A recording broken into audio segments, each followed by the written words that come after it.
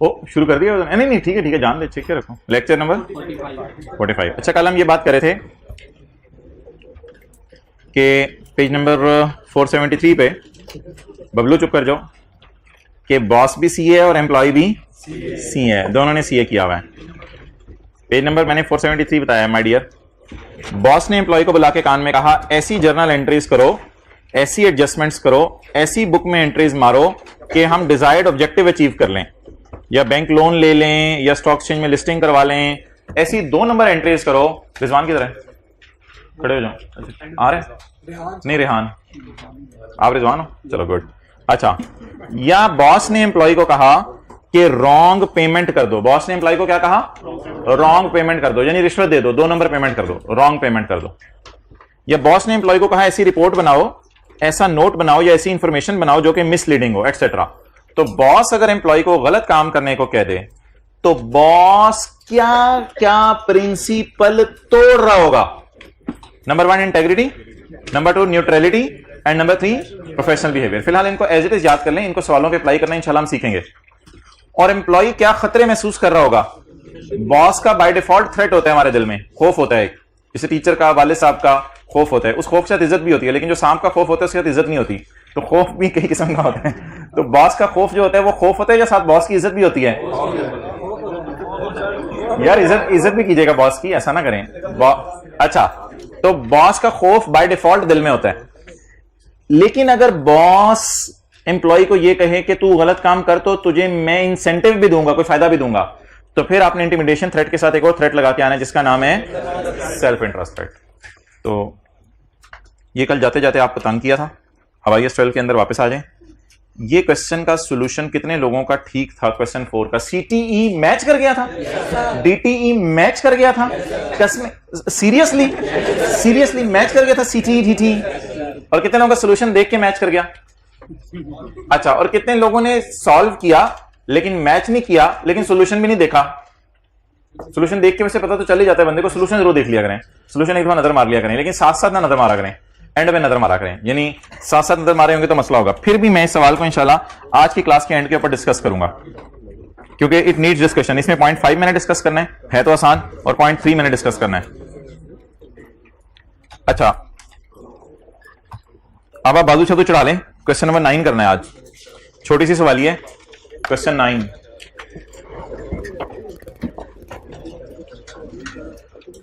उस क्लास में कोई ऑफिस का बंदा बैठा है? यार ये व्हाइट बोर्ड आके मिटा दो। Question number 9। नहीं उधर से आ रहे हैं आप अपना काम कर, वो साथ साथ सवाल पढ़ो। The following information relates to Galaxy International, a listed company which was incorporated in January 2009। Page number 542 है Bablu. The following information relates to Galaxy International, a listed company which was incorporated on January 2009। ये incorporate कब हुई है बोले? जनवरी 2009 को। Okay, तो फिर मैं दूर हो जाऊं। The profit before tax for the year is 200 million. The details of, आप देख लो कैसे मिटाते हैं। द डिटेल्स ऑफ, भाईजान आपको मैं पूछ रहा था, आपकी हिम्मत कैसे हुई लेट आने की? आप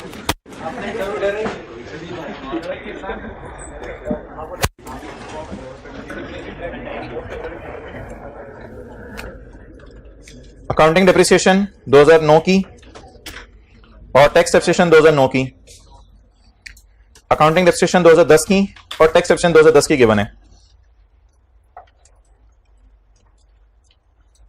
2010 का नोट मांगा है। बस यही डाटा पीपीई के बारे में। इस डाटे को कैसे आप टैकल करेंगे?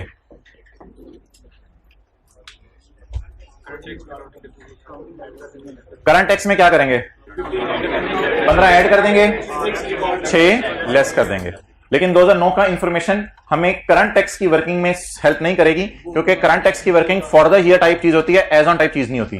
तो करंट टैक्स की वर्किंग में हमने 15 ऐड करने और 6 लेस करने हैं। डेफर्ड टैक्स की वर्किंग में हमें कैरेड डाउन बीवीज चाहिए होती हैं।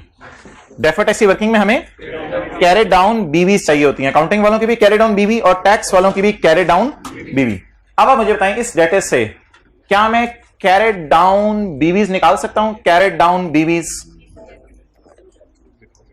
नीचे कोई इंफॉर्मेशन नहीं है, नीचे बिल्कुल अलग अलग बातें हैं। कैरेड डाउन बीवीज आ सकती हैं? अच्छा मुझे बताएं, ये जो डेप्रिसिएशन है सिर्फ 2 सालों की है या कुछ और भी इसमें खास बात है? 15 जमा 15 30 रुपए 2 सालों का डेप्रिसिएशन, 6 जमा 45 51। क्या ये जो डेप्रिसिएशन है 51 और 30, क्या ये 2 सालों की डेप्रिसिएशन है या इसमें कोई और भी खास बात है? ये कह रहा है कोई और भी खास बात है, वो बता फिर क्या खास बात है, कोई बताए इसमें क्या खास बात है। माइक पकड़ा दें उस क्लास में जो हाथ खड़ा कर रहा है, कोई बता दे इसमें क्या खास बात है। ये 2 सालों की डेप्रिसिएशन होने के साथ साथ इसमें क्या खास बात है? क्या? एक मिनट लेट हिम बोल ओके। आप बोलिएगा। डेप्रिसिएशन नहीं बोलो, आप पूरी बात करो। नहीं, फ्यूचर की डेप्रिसिएशन नहीं है, ये 2010 से और ये 2010 की करंट डेप्रिसिएशन है। ले लिया जाए माइक इनसे। अच्छा जी, आगे बोलें। कोई एडिशन नहीं हुई, बोंगी। आगे चलें। Straight line WDV Bongi. आगे चलें। जो मैं सुनना चाह रहा हूं वो बोलें। क्या? ठीक है, और कुछ? और कोई बात?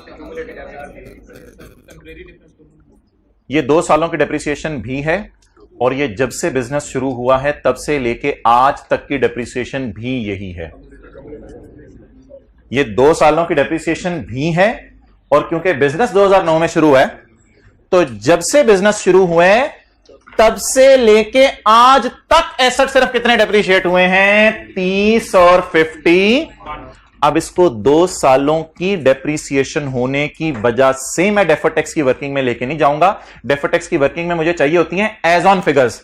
इसको 2 सालों के डेप्रिसिएशन होने की वजह से नहीं लेके जाऊंगा, इसको इस वजह से लेके जाऊंगा कि जब से बिजनेस शुरू हुआ है तब से लेके आज तक की डेप्रिसिएशन है। तो ये सिर्फ 2 सालों की डेप्रिसिएशन है या जब से बिजनेस शुरू हुआ है तब से लेके आज तक की डेप्रिसिएशन है? अगर बिजनेस शुरू हुआ था 1 जनवरी 2006 में और ये 2 कॉलम मुझे गिवन होते तो मैं कहता ये 2 साल की डेप्रिसिएशन है। ये जब से बिजनेस शुरू हुआ है तब से लेके आज तक की डेप्रिसिएशन नहीं है। और अब आप मुझे बताएं, क्या इस डेटे की बुनियाद पर अगर मैंने ये लाइन पढ़ी है? अच्छा सर, पहली लाइन भी पेपर में पढ़नी होती है, पहली लाइन को तो हम लिफ्ट नहीं कराते हैं। अच्छा, अगर इस डेटे को मैं सामने रखूं, क्या मैं ये स्टेटमेंट दे सकता हूं कि मैं कैरिड डाउन बिजनेस की बीवी नहीं निकाल सकता लेकिन कैरिड डाउन अकोमोडेशन निकाल सकता हूं? अगर इस लाइन को पढ़ूं मैं तो बताएं, क्या मैं कैरी डाउन बीवी निकाल सकता हूं एसेट्स की या कैरी डाउन अकोमोडेशन निकाल सकता हूं? मैं क्यों कह रहा हूं कैरी डाउन अकोमोडेशन? 2 सालों की डेप्रिसिएशन तो नहीं है कैरी डाउन अकोमोडेशन होती। मैं क्यों कह रहा हूं ये 2 सालों की डेप्रिसिएशन अकोमोडेशन? क्योंकि इत्तफाकन हमारा बिजनेस कब शुरू है? 1 जनवरी 2009 को। तो क्या इन दोनों का टोटल मुझे 31 दिसंबर 10 की कैरी डाउन अकोमोडेशन देगा या 2 सालों की डेप्रिसिएशन जमा करके दे देगा? कैरी डाउन अकोमोडेशन देगा मेरे बिजनेस की, पूरे टी अकाउंट्स की कैरी डाउन अकोमोडेशन। और अगर मैं आपके सामने ये अकाउंट बनाना शुरू करूं तो फिर तो बड़ी ही आसानी हो जाएगी। अकाउंट्स बना लेते हैं दोनों। वर्किंग 1 करंट टैक्स की खोलनी है, करंट टैक्स की खोलने वो आपकी मर्जी है।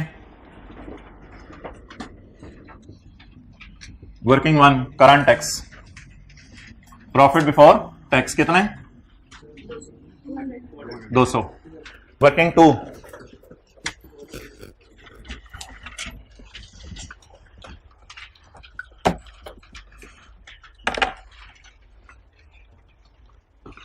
कॉस्ट का डेटा अवेलेबल है या मिसिंग है? मिसिंग है। क्या इतना डेटा अवेलेबल है कि मैं अकोमोलेटेड डेप्रिसिएशन का अकाउंट बना सकूं या मुझे 2009 का अकोमोडेशन का ब्रॉड डाउन मिसिंग है? 2009 का 2009 10 2 साल है ना, तो 2009 का ओपनिंग अकोमोडेशन का ब्रॉड डाउन मिसिंग है। मैं परेशान हूं या होगा ही नहीं क्योंकि बिजनेस 31/8 को था ही नहीं। तो इसलिए 1 जनवरी 9 को अकोमोडेशन का बैलेंस मैं 0 एज्यूम करूं या बिजनेस शुरू हुए इसलिए 0 है? ये अकोमोडेशन मैं किन की नजर में बनाने लगाऊं? अगला किसकी नजर में बनाऊंगा?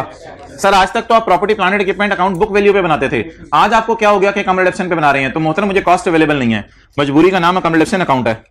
डेप्रिसिएशन बताएं अकाउंटिंग वालों की 15। कॉस्ट एज्यूम, अच्छा अजम्पशंस लिए बगैर जब काम चल सकता हो ना तो चला लीजिएगा। कल अजम्पशन लेनी पड़ी थी, अभी अजम्पशंस लिए बगैर चला काम चल जाएगा, इसलिए अजम्पशंस लेना डिस्करेज किया जाए। कैरी डाउन बोलें 15। 1 जनवरी 10 BD 15। 2010 की डेप्रिसिएशन अकाउंटिंग वालों की 15।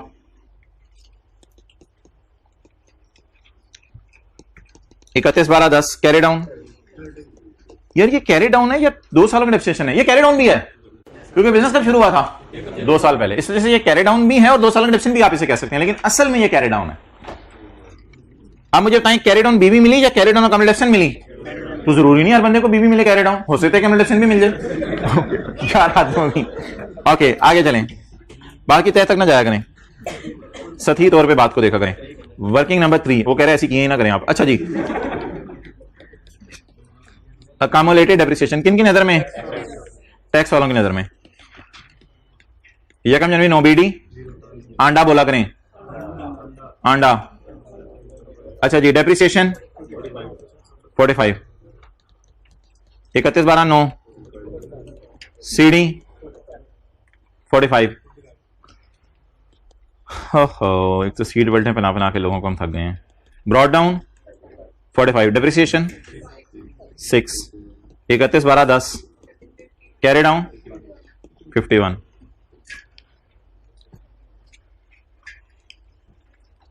ये 2 सालों का डिडक्शन होने के साथ साथ कैरी डाउन अकाउंट डिडक्शन भी है।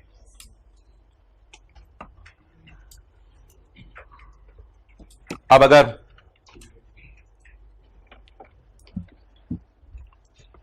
मैं करंट टैक्स और डेफर्ड टैक्स की वर्किंग में चीजें लेके जाना चाहता हूं तो मुझे 2010 की इंफॉर्मेशन भी चाहिए और 2009 की इंफॉर्मेशन बैलेंस शीट के एतबार से चाहिए मुझे। अच्छा, अब आप मुझे ये बता दें करंट टैक्स की वर्किंग में सिर्फ कौन सी रिडक्शन लेके जाऊं? 2010 वाली, क्योंकि हमें सवाल की रिक्वायरमेंट 10 का साल है या 9 का साल भी है।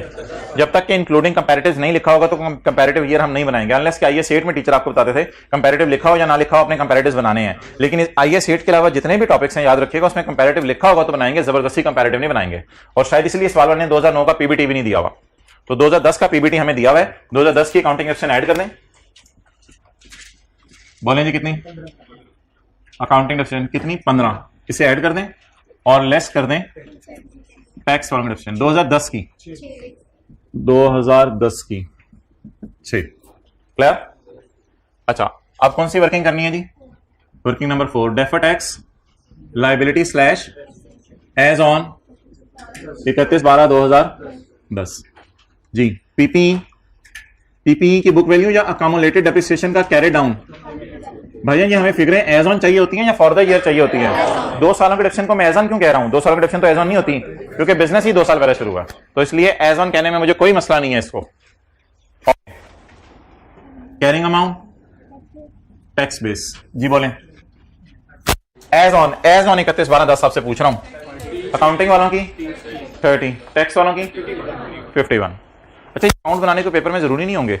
अगर आप 15 जमा 15 30 उधर लिख दें और 45 + 6 51 उधर लिख दें, पेपर में ये अकाउंट बनाना जरूरी नहीं है। It is not necessary. ऐसे देखें 15 जमा 15 30 और 45 जमा 6। लेकिन ये नहीं कि ये भी ना करें, फिर ये तो करना पड़ेगा आपको। अगर आपने टी काउंट इतना लंबा नहीं बनाना, टी काउंट बनाने की जरूरत नहीं है। और पेपर में जब टी काउंट नहीं मांगे तो पागलों की तरह डेटे नहीं डाल रहे हो ना। ये डेटा तो मैं आपके समझने के लिए डालता हूं, पेपर में बस टी काउंट फिर बनाने तो जल्दी जल्दी बनाने, कोई डेटे डूटे डाले बगैर आपने बनाने।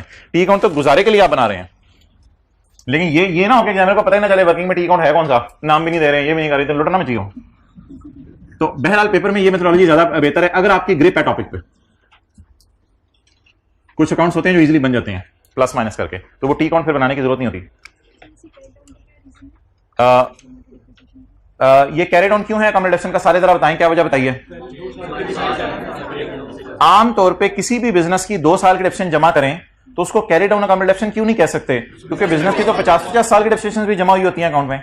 लेकिन इस सवाल में 2 साल की डेप्रिसिएशन को कैरी डाउन अकोमोडेशन क्यों कहा जा रहा है? कि सवाल कह रहे हैं बिजनेस ही 2009 में शुरू है, तो अगर 2009 में शुरू हुआ तो कितने सालों की डेप्रिसिएशन हमें मिल जाए तो अकोमोडेशन निकल सकती है? कौन कौन से की? 9 और 10 की, और वो गिवन है।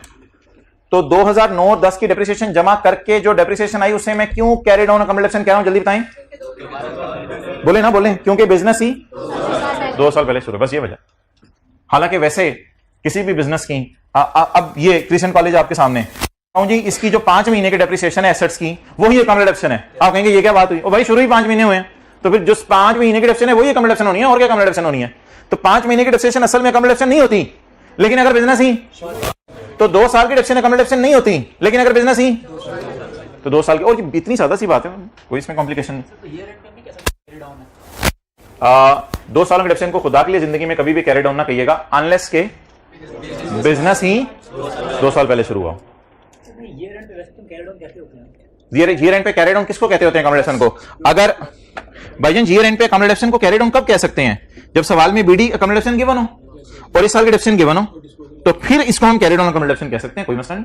तो ईयर एंड वाली और सवाल के अंदर भाईजान ईयर एंड की डेप्रिसिएशन दी नहीं हुई, सवाल बड़ा बड़ा चीख के पुकार रहा है। Details of accounting and tax depreciation is as follows, accounting depreciation for 2010, accounting depreciation for 2009। ये एज ऑन टाइप तो चीज ही नहीं है, ये कौन सी चीज है? For the year. Details of accounting and tax depreciation on fixed asset is as follow, 2009 में इतना डेप्रिसिएट किया, 2010 में इतना डेप्रिसिएट किया, डन।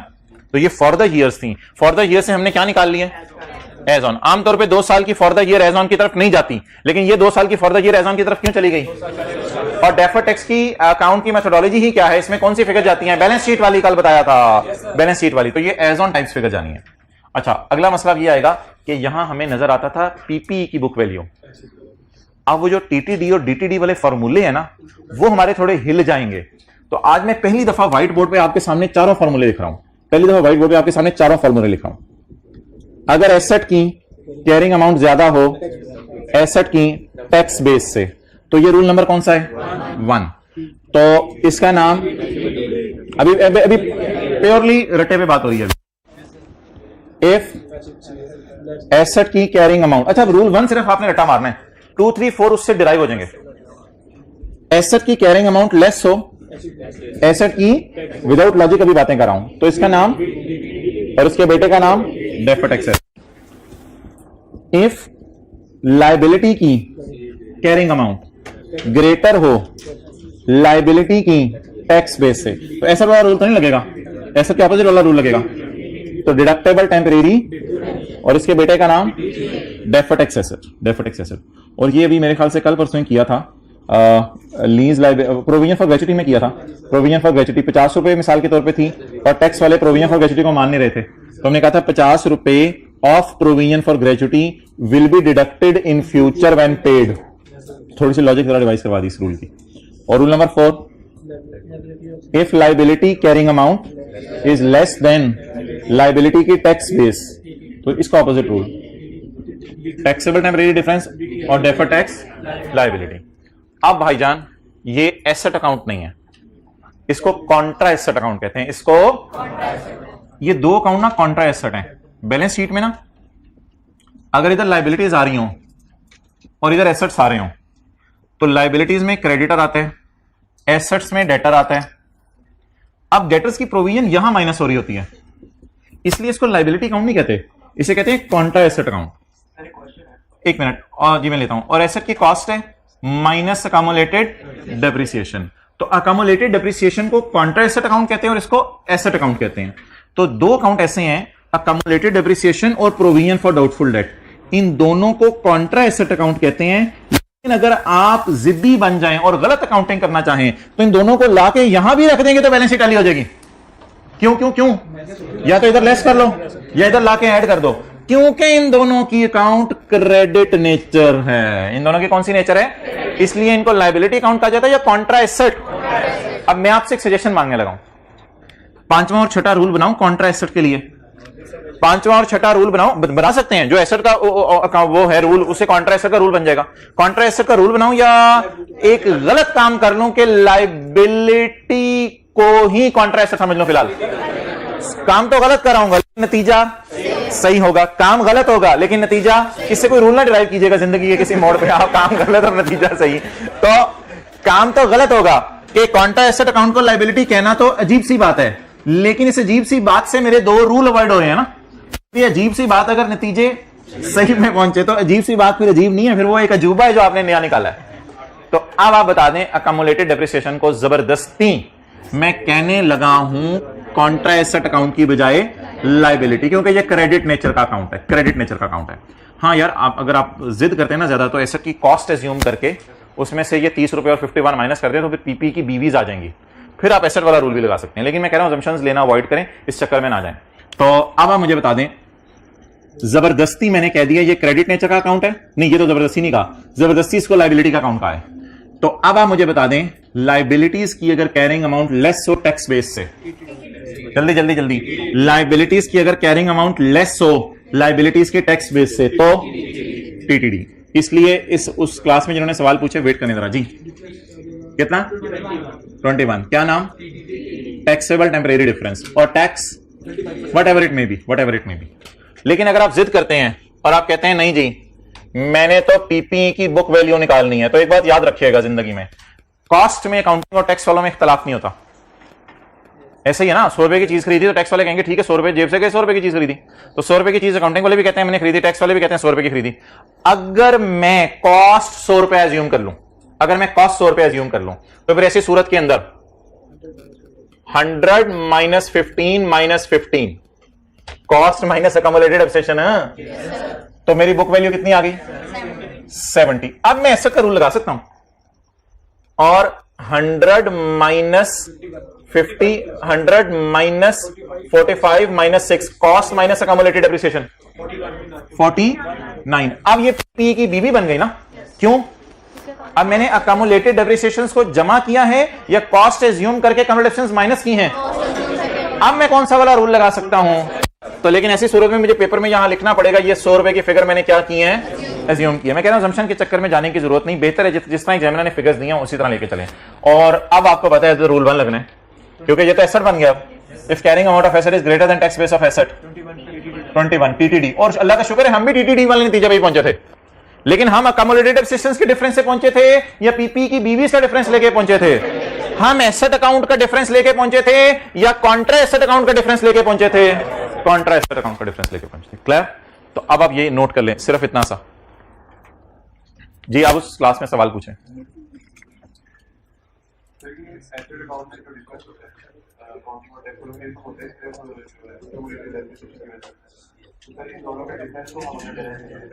हाँ लिख दो, कोई मसला नहीं। हाँ हाँ हाँ 21 लिख दो, 21 लिख दो, कोई मसला नहीं। नहीं नहीं नहीं, आप 30 और 51 कहीं कहीं कहीं कैलकुलेटर के ऊपर करके जहां शो जरूर करोगे। 21 कैसे निकले प्लस माइनस करके कहीं ना कहीं शो करोगे आप।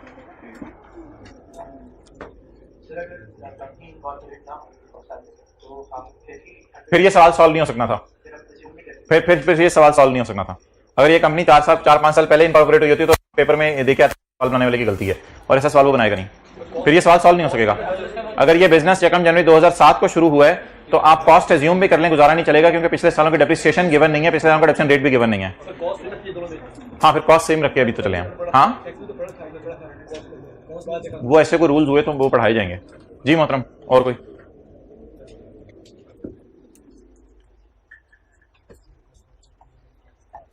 तो इससे पहले पीपीई की बीवीज में डिफरेंस ले रहे थे, आज पीपीई की अकोमोलेटेड डेप्रिसिएशन में डिफरेंस लिया है। बस सारी बात की समरी है। और जबरदस्ती रूल लायबिलिटी का लगाया है, रूल नंबर 4, रूल 4 लिख लें, रूल नंबर 4 जबरदस्ती लगाया।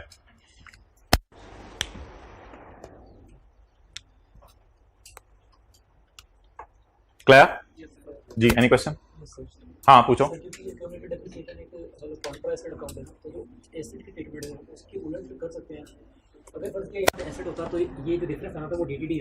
अगर एसेट होता और कैरिंग अमाउंट ज्यादा होती और टैक्स बेस कम होती, बस ये देख लो ना। अगर एसेट होता तो क्योंकि कम है इसलिए वो डिफरेंस आता है। आप लॉजिक पूछना चाह रहे हो 30 और 51 की कि इसका जवाब टीटीडी क्यों आया है? सिंपल राइटिंग में यूं कहते हैं जो एसेट की ट्रीटमेंट है हम उसकी उलट ट्रीटमेंट कर रहे हैं। ऐसा कर दो, ऐसा कर दो, ठीक है आपको ये पसंद आ रहा है, ये कर दो।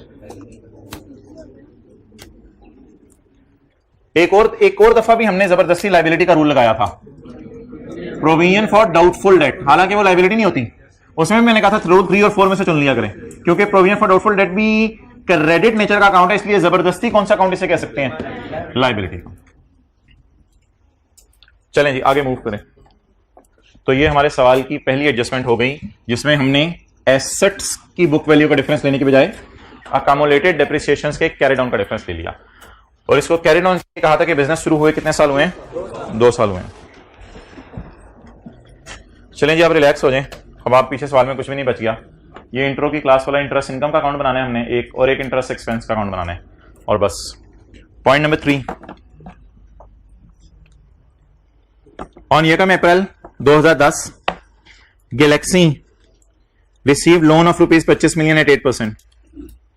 अच्छा एक भाई ने भी सवाल पूछा था कि अगर सवाल में डेटा यही होता और लिखा होता बिजनेस 1 जनवरी 2007 को शुरू हुआ है, तो फिर मैंने कहा इनको कि फिर हम ये सवाल सॉल्व ना कर पाते, क्योंकि deferred tax as on type चीजें होती हैं, वो एज ऑन हम मालूम ना कर सकते। सुने क्यों? अगर ये बिजनेस 1 जनवरी 7 को शुरू होता, अभी तो आप मुझे कह रहे हैं ना कि ये बिजनेस कब शुरू है? यकम जनवरी 9 को। अकाउंटिंग वालों की डिफिशन कितनी है पहले साल की? 15। अगले साल की 15। टैक्स वालों की 45 और 6। क्लियर? अच्छा, अगर मैं इन दोनों का टोटल मारूं 51 30, इन दोनों का डिफरेंस 21। लेकिन अगर मैं इन दोनों का डिफरेंस ना मारूं और आप मुझे जबरदस्ती कहते हैं कि सर कॉस्ट एज्यूम करें, मैं कर सकता हूं, कोई मसला नहीं। बिजनेस 2 साल पहले शुरू है, होते सारे एसेट 100 रुपए के खरीदे हो दोनों ने, तो 100 माइनस 45 माइनस 6 49, 100 माइनस 15 माइनस 15, और इन दोनों का डिफरेंस अगेन 21 आ रहा है। डन। अब एक भाई ने यह सवाल पूछा है कि अगर बिजनेस 2007 में शुरू हुआ होता तो फिर सवाल वाला डेप्रिसिएशन हमें गिवन करता, 4 डेप्रिसिएशन हमें देता। अब अगर कोई माई का लाल ये कहे कि आप कॉस्ट एज्यूम करें, चलें ठीक है, मैं कॉस्ट एज्यूम कर लेता हूं, लेकिन चाचे फिर डेप्रिसिएशन कौन देगा मुझे? मैं कॉस्ट एज्यूम कर लूं ना, डेप्रिसिएशन रेट गिवन है और अजीब तरीके से डेप्रिसिएशन निकल रही है 45 6, पता नहीं कौन सी गेम में डली हुई है, तो फिर मैं सवाल ही सॉल्व ना कर सकता। I cannot calculate carried on account depreciation because ये दोनों नहीं given. I cannot calculate carried on बीवी बिकॉज ये दोनों डेप्रिसिएशन नहीं गिवन। तो इसलिए अगर ये सवाल होता कि यकम जनवरी 7 को बिजनेस शुरू है तो सवाल में एरर होती और फिर हम कैरिंग अमाउंट और टैक्स बेस वाली कैलकुलेशन सॉल्व ना कर पाते। तो ये उन भाई का जवाब है जिन्होंने कहा था यकम जनवरी 7 को बिजनेस शुरू है। हाँ, फिर हो सकता है डेप्रिसिएशन रेट वगैरह अगर दे देता फिर हमारा गुजारा चल जाता, लेकिन डेप्रिसिएशन रेट्स वगैरह भी उसने नहीं दिए हुए। ओके,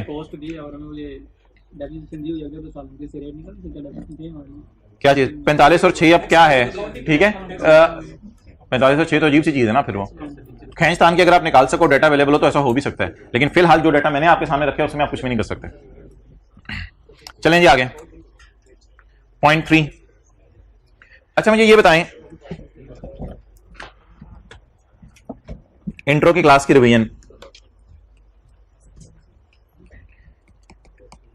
एक होता है इनकम अकाउंट, एक होता है एक्सपेंस अकाउंट। एक होता है इनकम अकाउंट, एक होता है एक्सपेंस अकाउंट। एक्सपेंस को जहन में ले आए, सैलरी या इलेक्ट्रिसिटी या आप कोई भी मिसलेनियस एक्सपेंस है, general expenses, advertisement expense. Expense account में कैश कहां आता है? Expense debit cash credit. Expense account में कैश इधर आता है, भूलेगा तो नहीं आज के बाद, जूता पड़ेगा, वरना ये भूल जाता है बच्चों को, जूता पड़ेगा। Expense debit cash credit. अच्छा जी, 3 रुपए का एक्सपेंस है या 11 रुपए का एक्सपेंस है, मैंने साल में 11 दफा बिजली का बिल पे किया, 1 महीने का बिजली का बिल मैंने पे नहीं किया, वो पेएबल है। तो आपको पता है इधर ओपनिंग पेएबल आते हैं और इधर क्लोजिंग। 1 महीने का बिजली का बिल मैंने पे नहीं किया, क्लोजिंग पेएबल 1 रुपया। P&L में कितना जाएगा? बैलेंसिंग, बोले 12। अकाउंटिंग वाले P&L में कितना लेके जाएंगे? 12। समझ आ गई बात? आई रिपीट, 11 महीने का बिजली का बिल पे किया, एंट्री बताएं, एक्सपेंस डेबिट कैश क्रेडिट। 1 महीने का बिजली का इस्तेमाल कर ली, पे नहीं किया, इसे ओपनिंग पेएबल में डालूं या क्लोजिंग पेएबल में डालूं? क्लोजिंग पेएबल में डालूं। आपको पता है पेएबल्स के लिए ये वाली साइड होती है कैरी डाउन पेएबल के लिए, क्लोजिंग पेएबल बोले 1। आप P&L में बोलें कितना जाएगा? बैलेंसिंग, तो 12 मेरा खर्चा हो गया। डन। मैंने गैस का 14 महीने का बिल पे कर दिया, जज्बाती हुआ, मैंने गैस का 14 महीने का बिल पे कर दिया। हमारे साल के जनवरी से दिसंबर तक का और अगले साल के जनवरी फरवरी का गैस के 14 महीने का बिल पे कर दिया। चलिए अकाउंट पूरा करवाएं। क्लोजिंग प्रीपेड ना भालू, क्लोजिंग प्रीपेड। क्लोजिंग प्रीपेड कितने महीने? 2। बैलेंसिंग P&L कितना? 12। तो क्या अब मैं धड़ल्ले से कह सकता हूं कि एक्सपेंस अकाउंट में कैश इधर आता है, क्लोजिंग पेएबल इधर आता है, क्लोजिंग प्रीपेड इधर आता है, ओपनिंग पेएबल इधर आता है, ओपनिंग प्रीपेड इधर आता है। सो फिलहाल ओपनिंग क्लोजिंग के चक्कर में ना रहें, बस ये 2 बातें समझ आ गई, कैश कहां आता है और P&L कहां आती है फिगर। और इनकम अकाउंट में ऑपोजिट, जैसे रेंटल इनकम है, आपने घर किराए पे दे दिया, 11 महीने का किराया आ गया, कैश डेबिट इनकम क्रेडिट, 11 महीने का किराया आ गया। 1 महीने का किराया नहीं आया, इसे मैं क्या कहूंगा? रिसीवेबल। बोंगी नहीं मारनी, सही वाली साइड बताएं रिसीवेबल की। 1 महीने का किराया नहीं आया, इधर ओपनिंग रिसीवेबल आएगा, इधर क्लोजिंग रिसीवेबल आएगा। तो ये साइड किसके लिए खास है? क्लोजिंग रिसीवेबल के लिए। 11 महीने का किराया आ गया, 1 महीने का किराया नहीं आया, इनकम कितनी बुक करूं?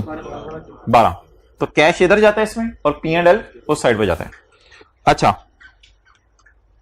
मैंने बिलावल को घर किराए पे दिया, बिलावल ने जज्बात में आके मुझे 15 महीने का किराया दे दिया, 12 महीने मेरे साल के और 3 महीने भी मेरे ही अगले साल के, साल तो सारे ही मेरे हैं, तो 12 महीने मेरे साल के और 3 महीने मेरे ही अगले साल के। तो आप बता दें कितने महीने का किराया ज्यादा आ गया। मैं इस 3 महीने के किराए के लिए उसको लायबल फील करूं उसकी तरफ के लायबिलिटी टू प्रोवाइड सर्विस, तो बता दें इसका नाम क्या होगा, क्लोजिंग एडवांस या क्लोजिंग अनअर्न्ड, जो मर्जी आप समझ लें इसका नाम, क्लोजिंग एडवांस या क्लोजिंग अनअर्न्ड। कितना हो गया 3, P&L में कितना जाएगा 12। तो ये कैश वाली साइड और P&L वाली साइड ना आपने आज के बाद एक्सपेंस अकाउंट की भूलनी है ना इनकम की। अगर कभी भूले तो कैश की एंट्री करके सोच लेना, एक्सपेंस डेबिट कैश क्रेडिट, इसलिए डेबिट साइड पे cash debit income credit. Page number 543,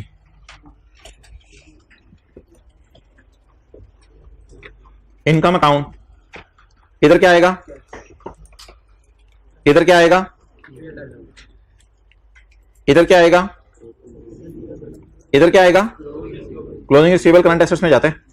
इधर क्या आएगा, ओपनिंग अनअर्न्ड। इधर क्या जाएगा, क्लोजिंग अनअर्न्ड। क्लोजिंग अनअर्न्ड अगर किसी को भूल रहे हैं, 15 रुपए किसी ने मुझे किराया दिया, 3 रुपए किराया अगले साल का दे गया वो, तो 12 महीने P&L में चला जाएगा। और एक्सपेंस अकाउंट कैसे बनते हैं, इधर क्या आता है, इधर P&L। एक्सपेंसेस अगर पेएबल हो तो इधर और क्लोजिंग पेएबल हो तो इधर करंट लायबिलिटी होते हैं। ओपनिंग प्रीपेड हो तो इधर और क्लोजिंग प्रीपेड हो तो इधर। डन। चलें पेज 542 पे वापस आ जाएं जिथे दी। ये जो मैंने येलो में हाईलाइट किया है इसको पढ़ के, स्काई ब्लू वाला ना पढ़ें क्योंकि वो तो टैक्स अथॉरिटीज कुछ कहेंगी, येलो वाला पढ़ के आप मुझे इंटरेस्ट इनकम का अकाउंट बना के देंगे या इंटरेस्ट एक्सपेंस का, इंटरेस्ट एक्सपेंस का, और डेट्स वगैरह डाल के अकाउंट बना के दें।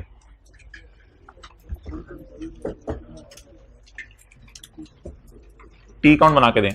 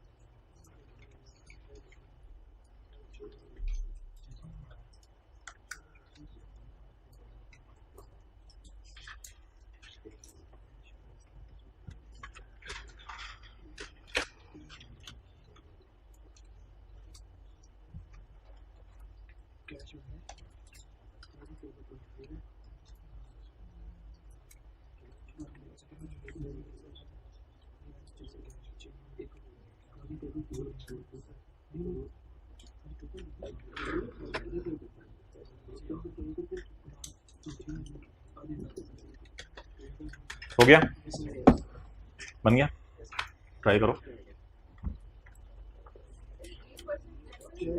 सवाल साइलेंट होगा तो एनुअल होगा हर। जी कितने लोगों ने बना लिया?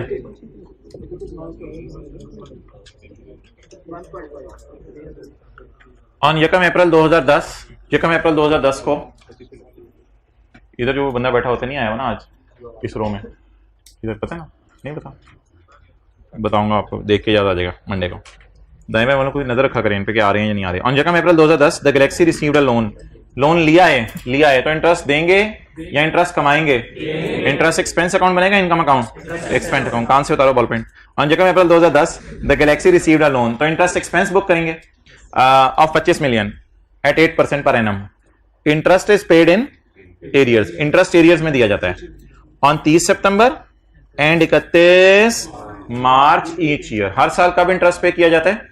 30 सितंबर को और 31 मार्च को। हमारा साल कौन सा है? 2010। लोन किस दिन लिया है? जनवरी, फरवरी, मार्च, अप्रैल, मई, जून, जुलाई, अगस्त, सितंबर, अक्टूबर, नवंबर, दिसंबर। ठीक है जी, ये पहला क्वार्टर है, ये दूसरा क्वार्टर है, ये तीसरा क्वार्टर है, ऐसा ही है। अब सवाल पढ़ें। ऑन यकम April we received a loan of 25 million, interest is paid on 30 September and 31 March each year. अगर मैंने यकम अप्रैल को लोन लिया है तो याद रखिएगा दुनिया में कभी भी लोन पे इंटरेस्ट एडवांस में नहीं पे किया जाता, इंटरेस्ट हमेशा बाद में ही पे किया जाता है। तो यकम अप्रैल को लोन लिया है तो मैंने इंटरेस्ट पे करने 30 सितंबर, 30 सितंबर और 31 मार्च। जो मेरी पेमेंट डेट्स हैं उनके ऊपर मैंने रेड से जरा सर्कल लगाया। डन। अब आप मुझे बता दें, मैं अप्रैल से सितंबर तक लोन इस्तेमाल करके कब इंटरेस्ट पे करूंगा? सितंबर में। और अक्टूबर से मार्च अगले लोन इस्तेमाल करके कब इंटरेस्ट पे करूंगा? मार्च में। भाई अब इधर देखो, कैश की एंट्री कितने महीने की करूंगा? 6 महीने की। किस डेट को डाल के और कितने महीने का इंटरेस्ट पे करूंगा? 6/12 करके। बाकी जो 3 महीने का है उसकी कैश की एंट्री करूंगा या पेबल की एंट्री करूंगा? लोन इस्तेमाल कर लिया लेकिन इंटरेस्ट अगले साल देंगे, तो कितने महीने का P&L में जाएगा? 9 महीने का। 6 महीने का कैश में जाएगा और 3 महीने का। और भाईजान यही तो बिजली के बिल में होता था कि जनवरी वाला बिल फरवरी में, चलते चलते चलते नवंबर वाला बिल दिसंबर में, और दिसंबर वाला पेबल होता था। तो इधर क्या होगा? 6 महीने की पेमेंट बुक होगी और 3 महीने का पेबल बुक होगा और हमारा अकाउंट बनेगा इंटरेस्ट एक्सपेंस के नाम से।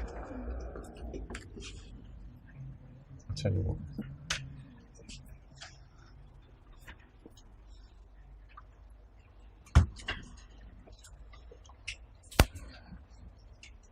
जी,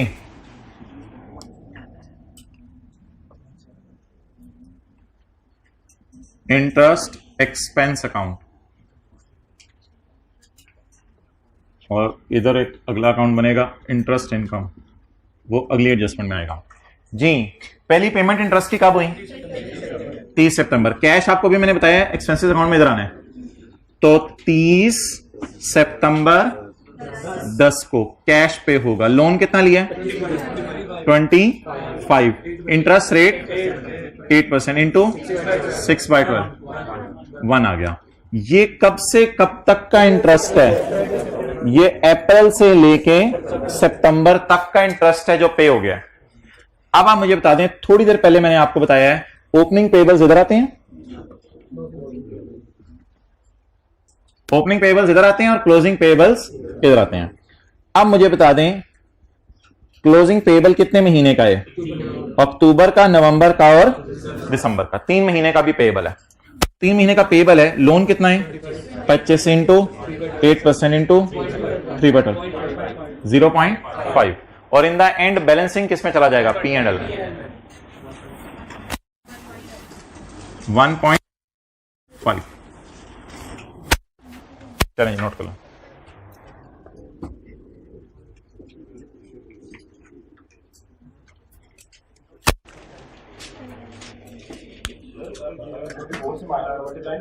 क्या चीज? क्या? नहीं, इसमें कहीं नहीं लिखा हुआ कि जब आप कोई इंटरेस्ट पे कर रहे हैं तो आप तो समझ रहे हो 1 रुपया प्रिंसिपल पे हो रहा है। ना, वो इंटरेस्ट पे हो रहा है। और आम बैंक होते हैं उसमें इंटरेस्ट पे होता रहता है, प्रिंसिपल सबसे एंड पे होता है। जी इधर से कोई सवाल पूछ रहा था।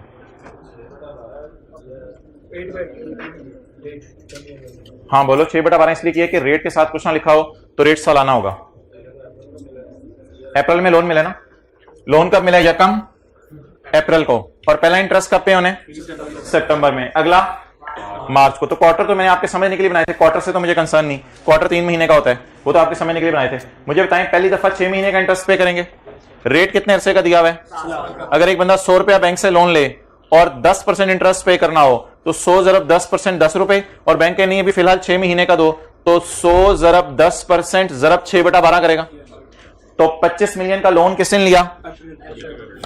लोन लेने की एंट्रीज मैं नहीं करवाना चाह रहा था। 25 मिलियन का लोन किस दिन लिया? Cash debit loan credit. किस दिन?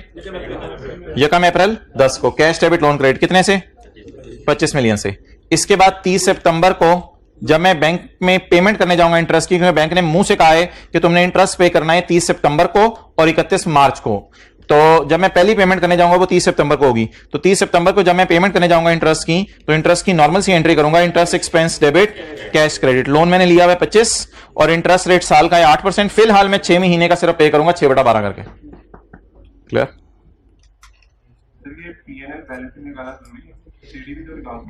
कर सकते हो आप, बेहतर यही है, बैलेंस ही निकालो P&L। अगला वाला कितनी पे होती? हाँ बस फिर बके पे लगाते। क्लियर? तो बता दें जी कितना इंटरेस्ट पे हो गया और कितना पे होगा।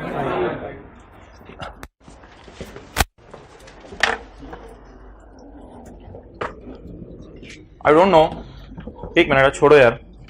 The thing is very simple. I don't know why you people are disturb. Okay, सवाल एक मैं लिख रहा हूं, आप फिर उसको मुझे सॉल्व करने बजाय कि आप मेरे से सवाल पूछें। एक छोटा सा मैं सवाल आपको बना के दे रहा हूं। लोन ऑब्टेन किया है यकम मार्च 2010 को, रुपीज 200 इंटरेस्ट रेट है 12% और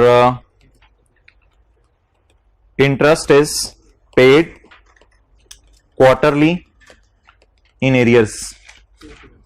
चलें जी, टी अकाउंट बना दें इंटरेस्ट एक्सपेंस का।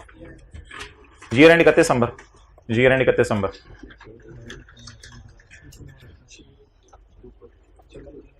इंटरेस्ट एक्सपेंस का अकाउंट बना दें। Interest is paid quarterly in arrears.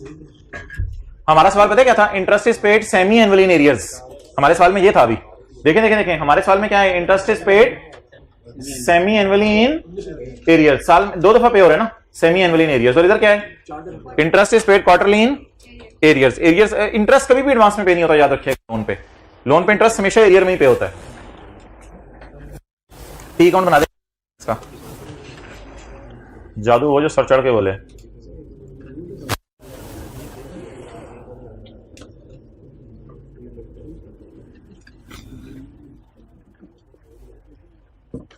ये पढ़ा हुआ जग? इधर नहीं पढ़ा हुआ, कोई मसला नहीं। अच्छा जी पढ़ो। ओके अच्छा, बन गया यार?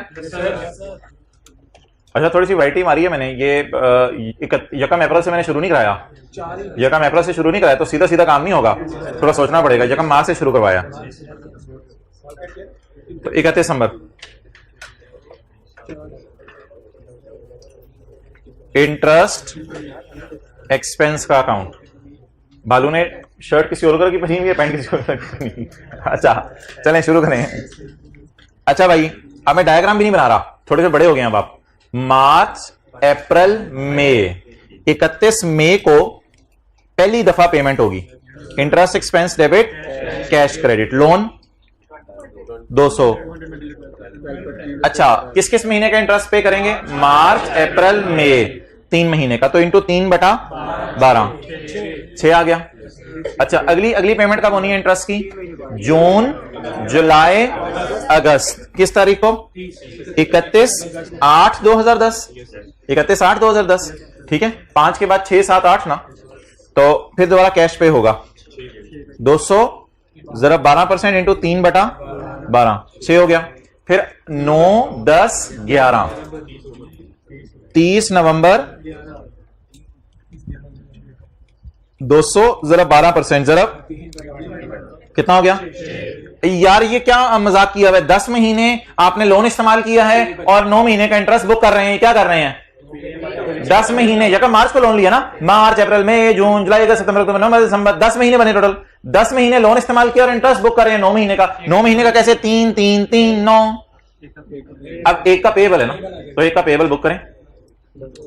पेबल भालू, ओपनिंग पेबल इधर आता है और क्लोजिंग पेबल इधर आता है। तो क्लोजिंग पेबल डालें 31 दिसंबर 2010 का, 1 महीने का। कैश या क्लोजिंग पेबल? Closing payable. ये अगले साल पे होगा 200 जरब 12% इंटू 1/12, P&L 20। अच्छा, एक भाई कह रहे हैं उस क्लास में बैठ के कि मेरा दिल चाह रहा कि 200 ज़रब 12% ज़रब 10/12 करके मैं P&L पहले निकाल लूं, तो मर्जी है आपकी। मैं तो बैलेंसिंग निकाल रहा हूं, मैं क्लोजिंग पेएबल पहले निकाल रहा हूं और P&L को बैलेंसिंग निकाल रहा हूं, तो मुझे बैलेंसिंग ही निकालने दें। ये अकाउंट कितने लोगों से सही बन गया था? तो the interest is paid quarterly in arrears. और आगे क्या लिखा होना चाहिए था? स्टार्टिंग फ्रॉम 31 मई 10। पहला इंटरेस्ट कब पे होगा? 31 मई 10 को, क्योंकि लोन शुरू कब हुआ है? मार्च अप्रैल मई, तो 31 मई को पहले इंटरेस्ट की पेमेंट होगी जी। नहीं, रेट को इसमें ना लिया करें, क्वार्टरली कर लें, क्वार्टरली कोई मसला नहीं, 3% कर लें। ओके डन जी। अच्छा भाई, अब स्काई ब्लू वाली लाइन मैं नहीं पढ़ा, क्योंकि ये किनके रूल्स हैं? टैक्स वालों के। वो फिर करंट और डेफर्ड टैक्स की पोस्टिंग के चक्कर में पड़ जाएंगे हम। फिलहाल तो पता चले हमें कि हमें इंट्रो रेफर 1 के एक रूल्स के ठीक नहीं बनाने आते, तो फिलहाल हम अभी उस बहस के ऊपर हैं। अभी इसको IAS 12 के अंदर डालना वो तो दूर की बात है। तो अब आप ऐसा करें कि इसका भी मुझे अकाउंट बना दें, फिर स्काई ब्लू वाली बात तो बाद में पढ़ेंगे।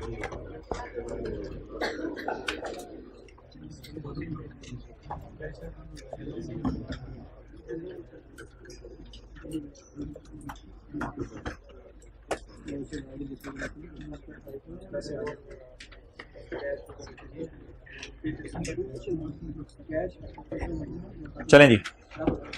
ऑन यकम April 2010 Galaxy invested 20 million. Investments पे इंटरेस्ट इनकम आएगी। अच्छा यार, इसमें ना कोई ये ना, अच्छा चलें ठीक है। ऑन यकम April 2010 Galaxy invested 20 million as a long term deposit. काफी अर्से के लिए पैसे रखवा दिए इसने। इंटरेस्ट एट 15% पर एनम, शुक्र इधर पर एनम लिखा हुआ है। Interest eight 15% per annum is receivable on 30 September and 31। अब ये ना कहिएगा कि 30 सितंबर को भी रिसीवेबल ही है, वो रिसीव हो गया होगा, कॉन्ट्रैक्ट में लिखा ही होता है रिसीवेबल है, लेकिन मिल जाएगा आपको 30 सितंबर को। तो ये बोंगी ना मारिएगा कि 30 सितंबर का भी रिसीवेबल है, 31 मार्च का भी रिसीवेबल है, तो सारा ये रिसीवेबल है, ये बोंगी ना मारिएगा। और ये रिसीवेबल का जो लफ्ज है ना, ये एग्रीमेंट में लिखा होता है। जैसे आप घर किराए पे लें तो उसमें लिखा होगा the rent is payable at the end of every month. अब आप हर महीने जाके ओनर को कह रहे हैं ये तो पेएबल है, ये तो पेएबल है। तुमने लिखा था rent is payable at the end of each month, तो पेएबल तो पे नहीं होते, तो पेएबल पागल है यार। इसका मतलब है rent is payable at the end of each month के मतलब पे हो रहा है हर महीने के एंड। तो कुछ ऐसे भी बोंगे गुजरे हैं जो ये बोंगी मारते थे कि सर सारा ही रिसीवेबल में डाल दें सवाल में, तो ये तो रिसीवेबल ही है ना। ओ भाई, इसका मतलब ये नहीं है, इसका मतलब ये कि 30 सितंबर को जो रिसीवेबल था वो अगर हमारे साल में 30 सितंबर आ गया वो रिसीव हो जाएगा, और 31 मार्च तो अगले साल आएगा ना। क्यों अगले साल आएगा? क्योंकि हमने लोन ही कब लिया? यकम अप्रैल को। तो दिया, लोन दिया समझ लें, या इन्वेस्टमेंट्स की हैं, इन्वेस्टमेंट की है वैसे ज्यादा अच्छा लफ्ज़ है। तो डायग्राम तो फिर वही वाली बन गई। आ जाके खोती तो उधर ही है, हमारी खोती जो है ना वो आ जाके उधर ही खड़ी हो जाती है। अच्छा जी, आ जाके डायग्राम वही वाली हो गई, तो बहुत शुगली है। उसमें इंग्लिश में क्या कहते हैं खोती को और खोते को? डंका। अच्छा, अंग्रेज नहीं अलग अलग करते दोनों। अच्छा, अब बताएं जी, इन्वेस्टमेंट्स कब की? यकम अप्रैल को। और पहला इंटरेस्ट कब मिलेगा? 30 सितंबर को। अगला इंटरेस्ट अगले साल मिलेगा किस दिन? लेकिन यहां पे खड़े होके क्योंकि हमने लोन दे दिया होगा इसलिए रिसीवेबल बुक करेंगे 3 महीने का। तो नींद पूरी करके आता मुझे लगता है। कितने बजे सोया था रात को? 2 बजे सोए थे आप, यानी कि ईशा 9 बजे से लेकर 2 बजे तक 5 घंटे पढ़ते रहे।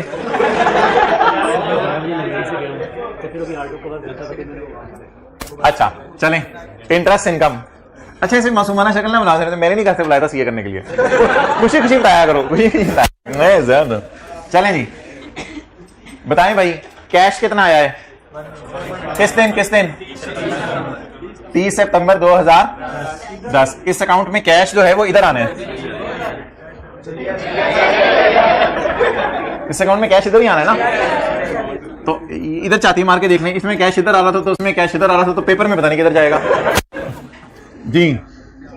30 सितंबर 2010 कैश। किस दिन इन्वेस्टमेंट्स जमा करा दी थी? यकम अप्रैल को। अप्रैल, मई, जून, जुलाई, अगस्त, सितंबर। अप्रैल से लेके सितंबर, इसका ना अरसा अलग चीज होती है और डेट ऑफ रिसीट अलग चीज होती है। अरसा मैंने येलो में लिखे और डेट ऑफ पैसे मिलना मैंने रेड में हाईलाइट किया। तो कितनी इन्वेस्टमेंट्स की हैं? 20। कितना इंटरेस्ट मिलना है? 15%। ज़रब 6/12 तो 1.5। अच्छा जी, 30 सितंबर तक का इंटरेस्ट बुक हो गया, यहां पे देख लें कितने महीने का और बुक करना है जो रिसीव नहीं हुआ। ये 3 महीने का इंटरेस्ट रिसीव हो गया या रिसीवेबल है? रिसीवेबल। जरा सोच के बताएं कहां जाते हैं, इसमें तो गलती नहीं करेंगे आप। इधर ओपनिंग रिसीवेबल होते हैं, इधर क्लोजिंग रिसीवेबल होते हैं। क्लोजिंग रिसीवेबल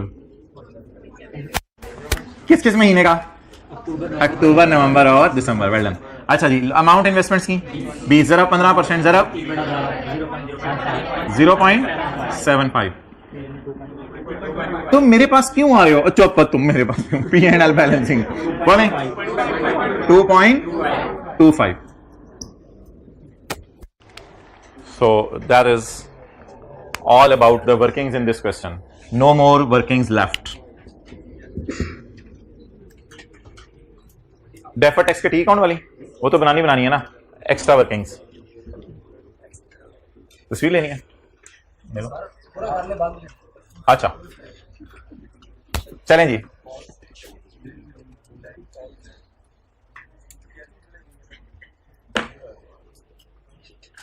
अच्छा भाईजान,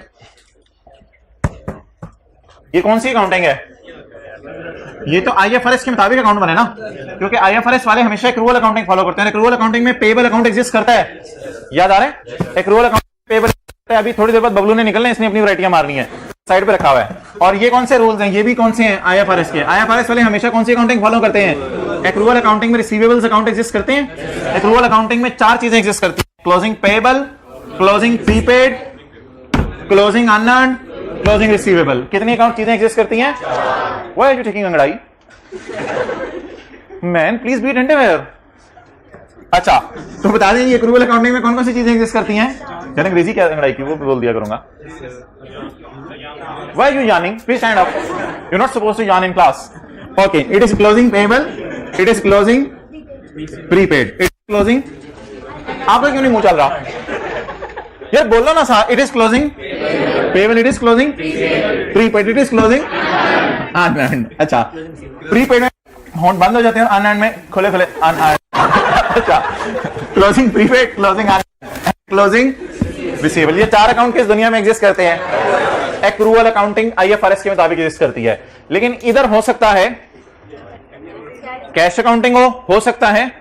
ये बात नहीं है कि इधर कैश अकाउंटिंग ही है हमेशा, इधर एक्रूअल अकाउंटिंग भी कभी कभी चलती है और कैश अकाउंटिंग भी कभी कभी चलती है। ये डिपेंड करता है कि इधर कैश अकाउंटिंग है या एक्रूअल अकाउंटिंग है। ओके, मैं पहले पॉइंट 4 पढ़ने लगा हूं। एज्यूम दैट, इधर है सारे। Assume that interest is not taxed until cash is actually received। अच्छा जी, ये लाइन मुझे पढ़ के बता दें कौन सी अकाउंटिंग फॉलो हो रही है। अच्छा, एक बात याद रखिएगा, कुछ बच्चे होते हैं जिनको जल्दी इंग्लिश समझ नहीं आती, तो उनके लिए मैं बात करने लगा हूं। ये बात करने का ना पुट्ठा तरीका है। सीधे तरीके से बात लिखनी थी, सीधे तरीके से बात ये होनी थी कि सीधे तरीके से बात लिखनी चाहिए थी, interest income is taxed When cash is actually received। भाईजान ये फिक्रा ये है, और उसने ऐसी ओखी अंग्रेजों वाली अंग्रेजी डाली है कि दिमाग की दही बना दी है कुछ बच्चों की। Assume that interest income is taxed when cash is received। Interest income में सिर्फ कब टैक्स लगेगा? जब कैश रिसीव होगा। जब तो ये कौन सी अकाउंटिंग कर रही है? फिर कैश अकाउंटिंग कर रहे हैं। लेकिन इसने पुट्ठे तरीके से इंग्लिश लिखी, जैसे आपको वाले साहब कहें तुम्हें तब तक मोटरसाइकिल नहीं लेके दूंगा जब तक तुम सीए ना कर लो। तुम्हें तब तक मोटरसाइकिल नहीं लेके दूंगा जब तक तुम सीए ना कर लो। अब आप अम्मी पास खड़ी होंगी, अम्मी कहेंगी पुत्र जरा समझाती हूँ, सीए कर लो तो मोटरसाइकिल मिल जाएगा। अच्छा, हाँ मुझे समझ आई, ये जरा आसान बात है। एक तो मुश्किल तरीके से बात, तुम्हें तब तक मोटरसाइकिल नहीं मिलेगा जब तक सीए ना करो। ये तो जरा मुश्किल है उर्दू, और आसान उर्दू, सीए कर लो मोटरसाइकिल मिल जाएगी, ये आसान। अब इसके बोंगे को देखें, बोंगी इसने तब तक इंटरेस्ट इनकम पे टैक्स नहीं लगाऊंगा जब तक तुझे पैसे ना मिले। किसी ने कहा पैसे मिल जाएंगे तो टैक्स लगा। अच्छा, पैसे मिलेंगे तो टैक्स लगा देना। तो इस बात का मतलब लिखें, interest is taxable on receipt basis या कैश बेसिस। अच्छा, interest is taxable on cash basis. Interest पे कब टैक्स लगेगा? जब रिसीव हो जाएगा। अब आप मुझे बता दें अकाउंटिंग वालों ने कितना इनकम में डाल दिया? 2.25। टैक्स वाले कह रहे हैं इतना कैश आया वो इनकम है। आप बता दें फटाफट गया दोबारा। तो यार इसी तरह का काम हम ग्रेचुइटी के अकाउंट कर रहे थे, एक्सपेंस उल्टा रहे थे और पेमेंट लेस थे, तो इसी किस्म का फटा इधर करना पड़ेगा। इनकम उल्टा दें और रिसीट बुक कर दें, इनकम उल्टा दें और रिसीट बुक कर दें। तो नेट नहीं करना, नेट नहीं करना, फिर तो अकाउंटिंग और टैक्स टैक्सेशन में भी नेट करते रहोगे और फिर पता नहीं क्या क्या नेट करोगे, इसलिए ये नहीं मुनासिब जी। ये रिसीवेबल्स तो बैलेंस शीट के एतबार से मैं डिस्कस करूंगा ना, रिसीवेबल तो डेफर्ड टैक्स की वर्किंग में डिस्कस करूंगा आपसे। फिलहाल मैं P&L टाइप चीजें बात कर रहा हूं। क्या मैं कह सकता हूं फॉर द ईयर इनकम है? क्या मैं कह सकता हूं ये फॉर द ईयर रिसीट है?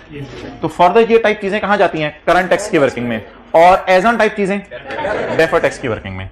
तो टैक्स वाले कह रहे हैं इनकम को उल्टाओ और रिसीट को करो, interest will B taxed when received. अच्छा वैसे चलें जबानी मुझे सोच के बताएं, अकाउंटिंग वालों ने इनकम में डाल कितना दिया होगा? और सर जो P&L वाली फिगर है, P&L वाली फिगर होती है जो अकाउंटिंग वालों ने इनकम में डाली हुई है, तो अकाउंटिंग वालों ने इनकम में कितना डाला हुआ है? टैक्स वाले कह रहे हैं जब रिसीव होता है इनकम में डालो, तो फिर टैक्स वाले कितना इनकम में डलवाना चाहते हैं? 1.5। हम कितना डाल चुके हैं? 2.5। तो 2.25 को उल्टा दें, उल्टा दें। इनकम को कैसे उल्टाते हैं? लेस करके। इंटरेस्ट इनकम को उल्टाएं, इसके साथ मैं रिवर्सल लिख रहा हूं ताकि आपको लॉजिक भी याद रहे। और भाई ये भी तो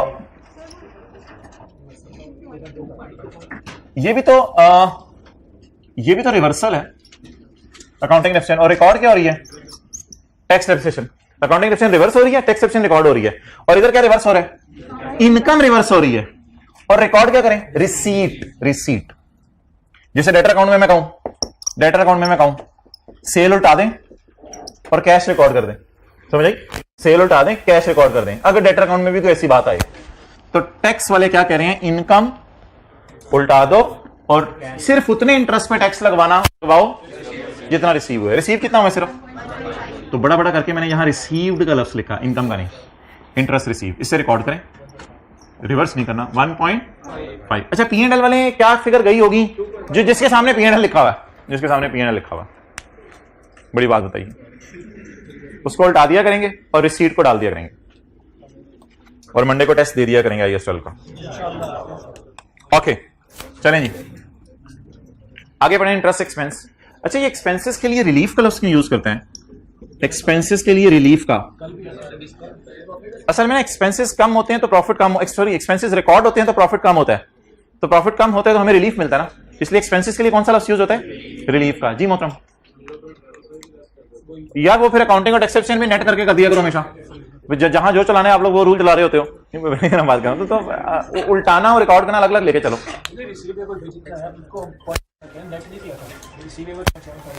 उसमें ओपनिंग रिसीवेबल जब आ जाते हैं ना तो फटा होता है, इसलिए मैं कुछ पुराने तजर्बे की बुनियाद पे ये करवा रहा हूं। ओपनिंग रिसीवेबल्स भी आ जाएंगे, फिर वो टैकल करना आपके लिए मुश्किल हो जाएगा, तो इसलिए इनकम उल्टा दें और रिसीट बुक कर दें। अच्छा अभी डेफर्ड टैक्स में मैं नहीं जा रहा, करंट टैक्स के बारे में जरा पढ़ते हैं कि इंटरेस्ट एक्सपेंस के बारे में ये कौन सी दुनिया में जा रहे हैं। इंटरेस्ट एक्सपेंस, ये किताब। assume that tax deduction, relief का मतलब रिडक्शन लिखें, डिडक्शन ना खर्चा। assume that tax deduction on interest expense is only given when interest is, जब इंटरेस्ट पे करो तब खर्चे में डालो, जब इंटरेस्ट पे करो तब खर्चे में डालो। तो मोहतरम ये कौन सी अकाउंटिंग फॉलो हो रही है? कैश अकाउंटिंग फॉलो हो रही है। कौन सी अकाउंटिंग फॉलो हो रही है? कैश अकाउंटिंग फॉलो हो रही है। इधर आओ, हम अकाउंटिंग वाले कौन सी अकाउंटिंग फॉलो करते हैं? Accrual accounting. हम कौन सी अकाउंटिंग फॉलो करते हैं? Accrual accounting. और एक्रूअल अकाउंटिंग हमें दुनिया में जमीन पे ही रखती है। एक्रूअल अकाउंटिंग हमें कहां रखती है? जमीन पे रखती है। और कैश अकाउंटिंग आपने समझना है हमें चांद पे ले जाती है। इधर आओ चांद पे चलें। कैश अकाउंटिंग, कौन सी अकाउंटिंग फॉलो हो रही है? कैश अकाउंटिंग फॉलो हो रही है। अच्छा इंटरेस्ट इनकम में भी कौन सी अकाउंटिंग है? अब हम किस दुनिया में चले गए हैं? चांद पे चले गए हैं। चांद पे ही ऐसे ड्रामे होते हैं। अब हम किस दुनिया में चले गए हैं? चांद पे चले गए हैं। तो अब इसमें पॉइंट 4 क्या कह रहा था? Interest income is tax when it is receive. ये कौन सी दुनिया है? चांद पे। और इंटरेस्ट एक्सपेंस भी चांद पे ही पहुंचे आप। क्या क्या क्या? इंटरेस्ट एक्सपेंसेस डिडक्टेबल, पेड किसी ने बोंगी मारी है। Interest expenses deductible when it is paid. ये जमीन पे हम चांद पे हैं। जब भी चांद पे हम जाया करेंगे, चांद आ जाया करेंगे हमारे पास क्लास के। अच्छा चांद का मतलब क्या है? कौन सी अकाउंटिंग फॉलो हो रही है? अजीब सी अकाउंटिंग। और वो अकाउंटिंग कौन सी है? Cash accounting. ओके आप बता दें किसको उल्टाएं और किसको रिकॉर्ड करें? खर्चे को उल्टा दें, जो P&L में गया हुआ है खर्चे को उल्टा दें और पेमेंट को रिकॉर्ड कर दें। खर्चे को उल्टा दें और पेमेंट को रिकॉर्ड कर दें। खर्चे को उल्टाएं क्या लिखकर? खर्चे तो भाईजान ऐड करके उलटते हैं, रिवर्सल। खर्चे को उल्टाएं कितना? 1.5। और इंटरेस्ट पेड को क्या करें? रिकॉर्ड करें। पेमेंट्स कैसे रिकॉर्ड होती हैं? माइनस करके। भाई फिर हमारे माइनस करके बात ही खत्म होगी। पेमेंट्स कैसे माइनस होती हैं? पेमेंट कैसे रिकॉर्ड होती है? माइनस। जी बोलें कितना? 1। डन। ओके, अब आप टैक्सेबल प्रॉफिट लें 208.75 208.75।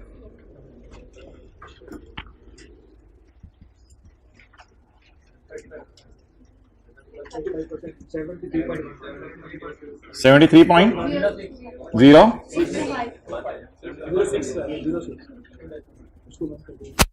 73.06। अच्छा, ये वाली फिगर्स उल्टा के ब्लू वाली फिगर्स को रिकॉर्ड कर दिया, क्योंकि कौन सी अकाउंटिंग फॉलो कर रहे थे? कैश। पहले ही हाफ स्लीव्स है, उसको और ऊपर कर रहा है। अच्छा आगे जी, अब सवाल ये राइज होना है कि ये बैलेंस शीट का आइटम जिसे मैंने डब्बे में ले लिया, और ये किसका आइटम है? बैलेंस शीट का।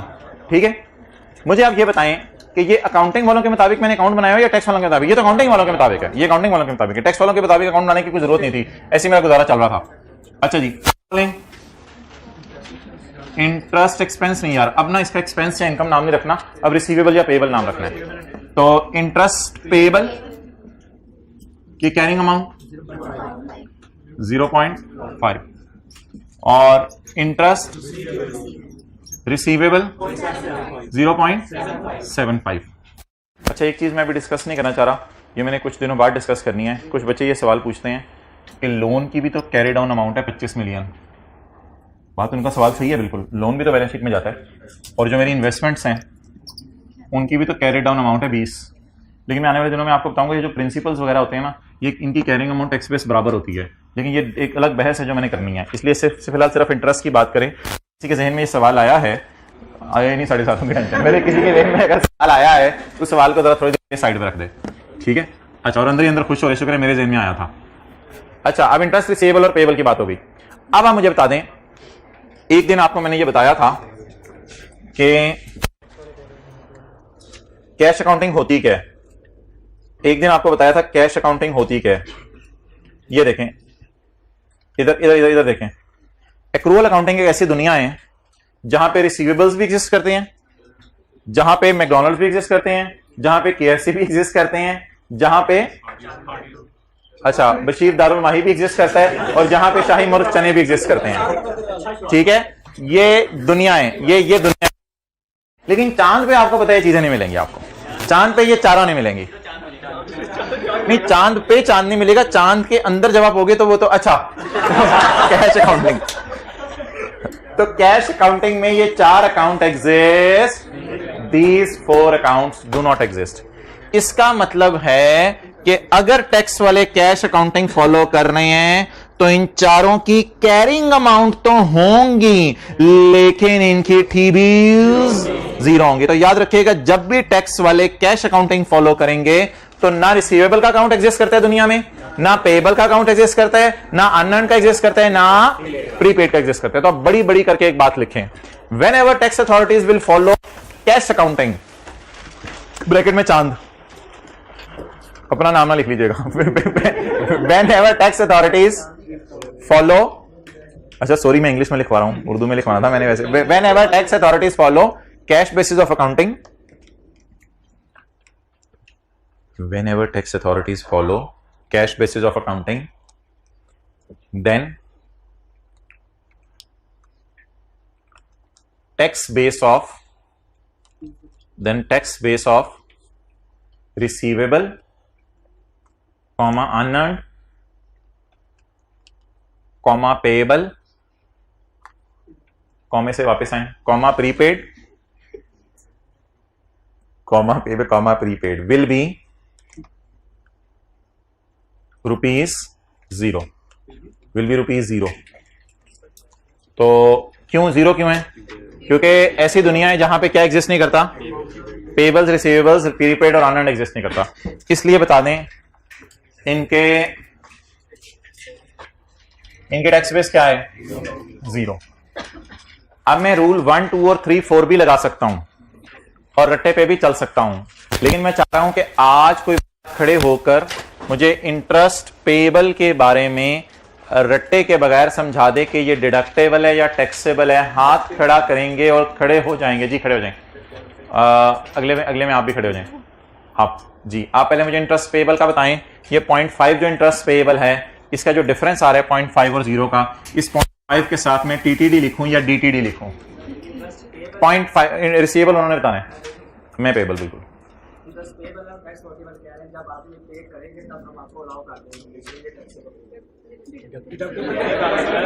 अच्छा बैठ जाओ, बात सही की थी, एंड के ऊपर जो थोड़ी सी पोंगी बज गई। अच्छा तो मुझे बताएं, ये पेबल कभी ना कभी पे होगा, तो टैक्स वाले क्या कह रहे हैं? ये पेबल अगर कभी ना कभी पे होगा तो टैक्स वाले क्या कह रहे हैं? टैक्स वाले क्या कह रहे हैं?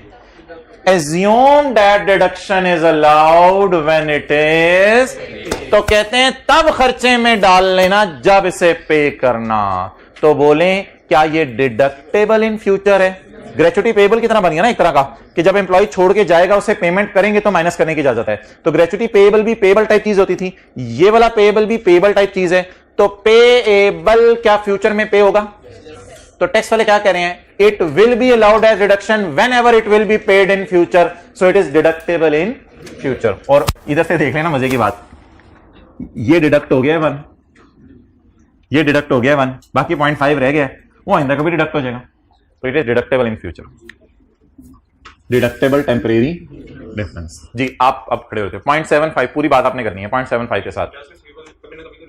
इंटरेस्ट रिसीवेबल भाई फरमा रहे हैं अगर हम जिंदा रहे तो कभी ना कभी तो रिसीव होगा। Well done.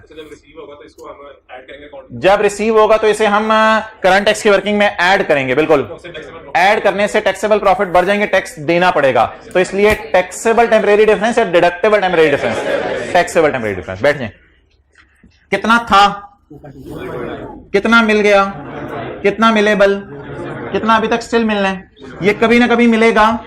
और वो फिक्र अबू वाला क्या था? कभी ना कभी मिलेगा। It will B taxed when it is receive. तो इसका मतलब है इस पे भी टैक्स नहीं लगा, इस पे लगेगा। टैक्सेबल इन फ्यूचर, तो टैक्सेबल टेम्परेरी डिफरेंस। और इसके बेटे का नाम deferred tax liability.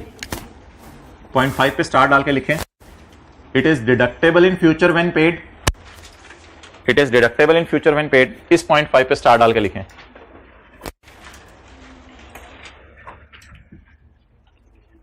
It is deductible in future when paid, जब कभी होगा। अच्छा, जो अच्छे बच्चे होते थे ना वो डिफरेंट किस्म के साइन यूज करते थे, इधर स्टार डाल देते थे, इधर ये किचीमिची मार देते थे। तो इस किस्म के साइन जो है ना 4, 5, 6 अपने पास रखें स्टॉक में, जहां कभी यूज हो जाए। अब ये वाला साइन लगा दें इसके ऊपर, गोलदारा लगा के ऊपर लाइन लगा दी, अगले में ये लगा दीजिएगा, जैसे मर्जी करें। तो जो मर्जी लगाएं आप, जो मर्जी लगाएं। तो 0.75 के ऊपर डबल स्टार लगा दें, जैसे मर्जी करें। और इसके साथ लिखें it will be taxable in future when it will be received. It will be taxable in future when it will be received. Ji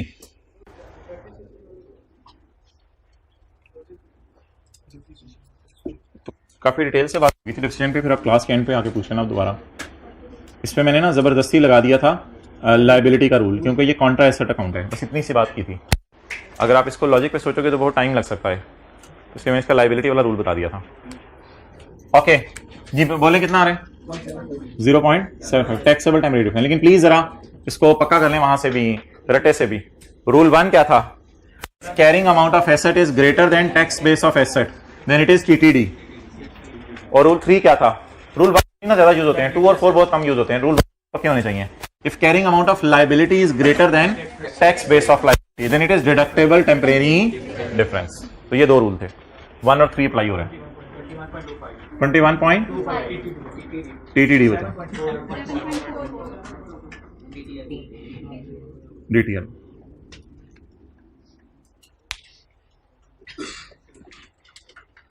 okay, deferred tax के टी काउंट का ओपनिंग बैलेंस नहीं दिया हुआ तो हर पॉसिबल एफर्ट करेंगे opening balance निकालने की, और थोड़ी देर में सवाल चपेट मारेगा कि दिया हुआ था। तो डेफर्ड टैक्स का ओपनिंग बैलेंस मैंने कहा था सवाल में दिया हो तो बस उसी को आपने जो है वो गले लगाना है, उसको आपने फिर इग्नोर नहीं करना, और अगर ओपनिंग ना दिया होता तो फिर हम निकालते। Opening balance of DTL is 10.5 million. DTL deferred tax liability, working number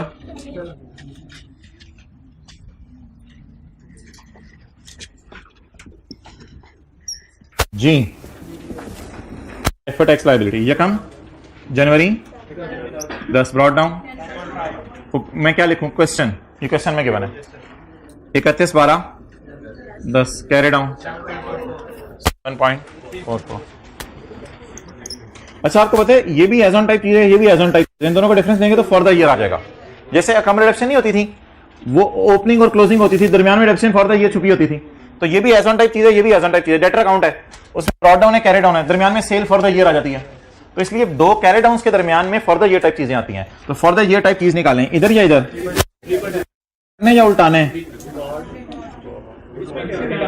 यहां भी सोचा टैक्स एक्सपेंस रिकॉर्ड करना या उल्टाने।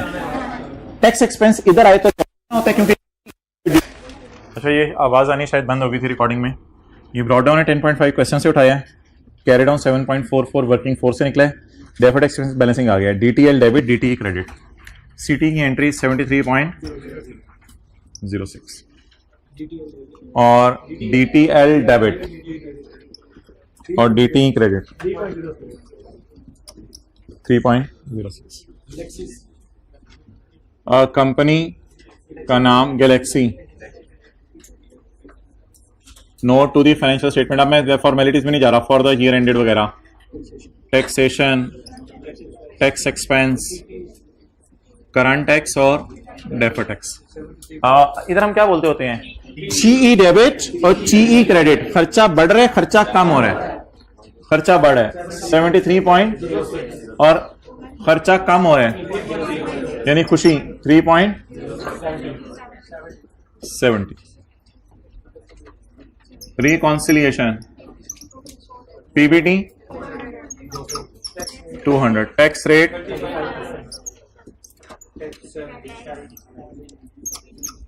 मैच हो गया। अच्छा इस सवाल में ना कोई भी परमानेंट डिफरेंस नहीं था। परमानेंट डिफरेंस पता क्या होता है, interest will never be allowed as reduction, ये होता है परमानेंट डिफरेंस। इस सवाल में तो लिखा था interest will be allowed as reduction when paid, अभी ना पे करो बाद में पे कर लेना।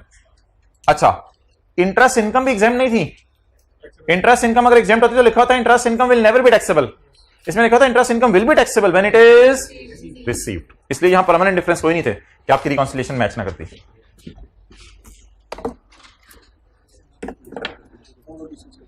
हाँ होमवर्क बिल्कुल आ जाए जी सवाल में कल वाले।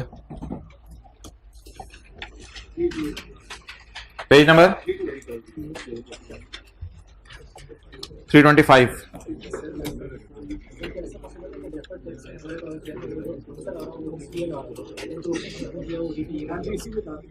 हो सकता है, कोई मसला नहीं, कोई मसला नहीं, हो सकता है। ओके अच्छा भाईजान इधर देखें, ऐसा हो सकता है कि बैंक में साल के शुरू में पैसे पड़े हों, हो सकता है, और आपके क्रेडिटर का चेक आए 12 रुपए का, बैंक कहे भाईजान आपके बैंक की फूक निकल गई है, आपके बैंक के अंदर कोई जान नहीं बची, आपके 10 रुपए पड़े थे, 12 रुपए का चेक आ गया, आप बैंक को फोन करके कहें यार उधार कर ले तेरी मेहरबानी, कैरी डाउन 2 रुपए। तो ऐसा हो सकता है कि ओपनिंग एसेट हो और क्लोजिंग लायबिलिटी हो सकता है। तो इसी तरह ये शहजादा डीटी है, deferred tax asset slash liability, हो सकता है ब्रॉट डाउन एसेट हो और हो सकता है कैरी डाउन लायबिलिटी, कोई फर्क नहीं पड़ता। ओके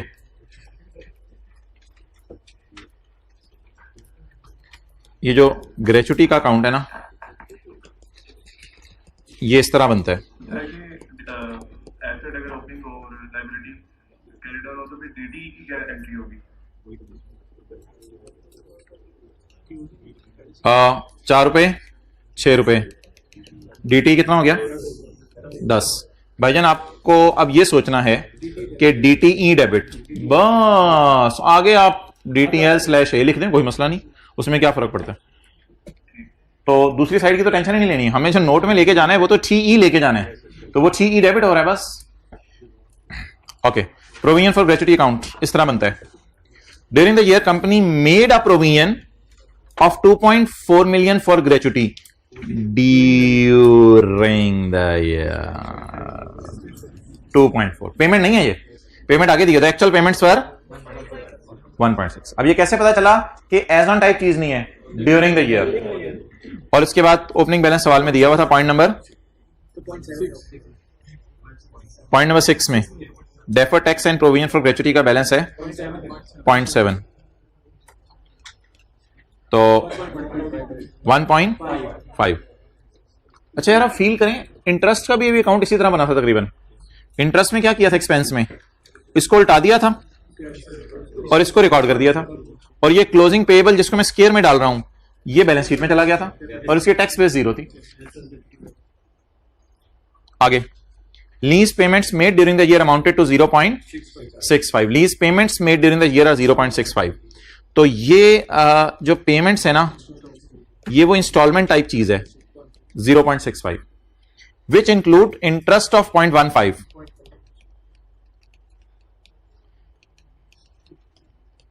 जिसमें इंटरेस्ट कितना पड़ा हुआ है 0.15। As at 31 December 2008 obligation against lease stood at 31 December 8, the obligation stood at 1.2। बाकी प्रिंसिपल होगा, लेकिन हमारी बलास है, हमने प्रिंसिपल को क्या करना है, हमें क्या चाहिए होता है, हमें इंटरेस्ट चाहिए होता है और डेप्रिसिएशन चाहिए होती है और रेंटल माइनस करने होते हैं। तो अल्लाह का शुक्र है अगले सफे पे ROU की ब्रॉड डाउन बुक वैल्यू दी हुई थी, डेप्रिसिएशन भी दी हुई थी, और ROU की कैरी डाउन बुक वैल्यू भी दी हुई थी। कितनी 1.8। तो हमने करना क्या था, सिंपल, हमने अकाउंटिंग डेप्रिसिएशन और इंटरेस्ट को उल्टा देना था और रेंटल को माइनस कर देना था। और अब लीज लायबिलिटी का करंट और नॉन करंट मुझे पता नहीं था, तो कोई मसला नहीं, बस 1.2 ही लीज लायबिलिटी है, इसके करंट नॉन करंट को मैं अलग नहीं कर सकता था, 1.2 ही लीज लायबिलिटी है। जब वो सवाल में खुद आसानी से बता रहे हैं कि as on 31 December the obligation is 1.2, तो बस बैलेंस शीट वाली फिगर मुझे दे रहा है, तो 1.2 को मैं उठा लूंगा एज इट इज।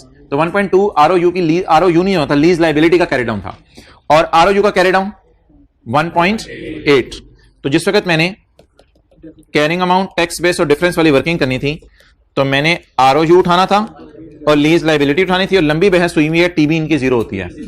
ROU आ जाना था 1.8 और लीज लायबिलिटी 1.2, और ये इस पे एसेट का रूल लग जाना था और इस पे लायबिलिटी का रूल, ये TTD बन जाना था और ये DTD बन जाना था, deferred deductible temporary difference.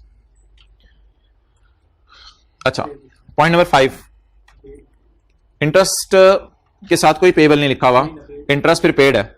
Interest के साथ अगर पेबल ना लिखा हो तो इंटरेस्ट पेड है। फिर इंटरेस्ट चार्जेस को डेप्रिसिएशन को ऐड बैक करते हैं ना, हाँ, इंटरेस्ट डिडक्शन को ऐड करते हैं। जो पीबीटी से ऊपर जो फाइनेंशियल चार्जेस को ऐड बैक नहीं किया, पीबीटी से ऊपर वाले फाइनेंशियल चार्जेस को क्यों नहीं ऐड किया भाई? ये जो पीबीटी से ऊपर वाले फाइनेंशियल चार्जेस हैं, इसको इसलिए ऐड नहीं किया कि ये 5.3 जो फाइनेंशियल चार्जेस हैं, इनमें शायद लीज वाले फाइनेंशियल चार्जेस पड़े हो 0.15, बाकी कोई हमारा होगा बैंक इंटरेस्ट। तो हो सकता है वो बाकी जो बैंक इंटरेस्ट हो, वो इंटरेस्ट जो है वो सारा पे हो गया और वो इंटरेस्ट सारा वैसे ही डिडक्ट हो जाना चाहिए था। तो इसलिए कोई अकाउंटिंग और टैक्स वालों में इख्तलाफ होता तो वो बताता हमें। तो 5.3 के साथ ये तो नहीं लिखा हुआ कि इंटरेस्ट ऑन लीज वाले एसेट। 5.3 तो सारा इंटरेस्ट है बिजनेस का, इसमें कोई बैंक लोन का इंटरेस्ट भी हो सकता है, और अगर बैंक लोन के इंटरेस्ट में कोई फड्डा होता है जैसे कि आज के सवाल में था, तो वो उस फड्डे को भी बताता। फिर अदर इंफॉर्मेशन में कुछ नहीं बताया वहां। ये ओन्ड एसेट्स की लिस्ट आ गई। कैपिटल, ये तो कल के सवाल की तरह है, कैपिटल वर्क इन प्रोग्रेस में पड़ा है। यहां तक मुझे समझ आ गई कि अकाउंटिंग वालों ने कैपिटलाइज किया हुआ है। CWIP as on, as on का मतलब होता है बैलेंस शीट में पड़ी हुई है चीज। अकाउंटिंग वालों ने अपनी बैलेंस शीट में इंटरेस्ट को डाला हुआ है।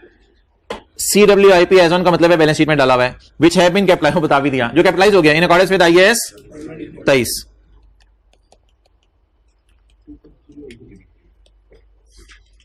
अकाउंटिंग वालों ने CWIP में 2.3 का इंटरेस्ट डाला हुआ है।